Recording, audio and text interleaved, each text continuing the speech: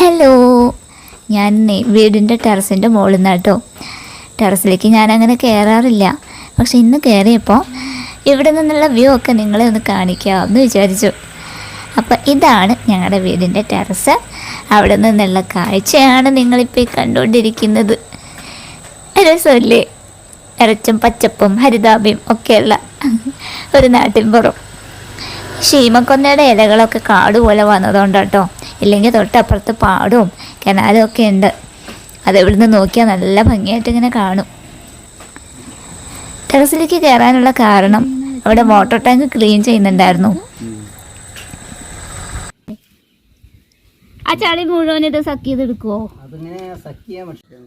നമ്മൾ വീഡിയോയിലൊക്കെ കണ്ടിട്ടില്ലേ ഇങ്ങനൊരു കിടുതാപ്പ് വെച്ചിട്ട് വാട്ടർ ടാങ്ക് ക്ലീൻ ചെയ്യുന്നൊരു പരിപാടി. അപ്പം അങ്ങനെ ഒരു സംഭവമായിട്ടായിരുന്നു ഇന്നൊരാൾ വന്നത്. അപ്പം ഞങ്ങളൊന്ന് ട്രൈ ചെയ്തു. കണ്ടില്ലേ ചെളി വെള്ളം പോകുന്നത്? അതെ,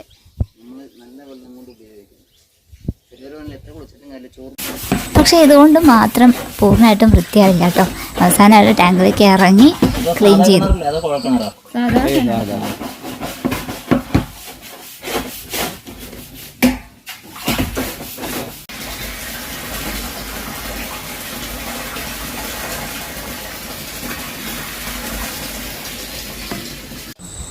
ടാങ്ക് ക്ലീനിങ് ഒക്കെ കഴിഞ്ഞപ്പോൾ ഊണ് കഴിക്കേണ്ട സമയമായി.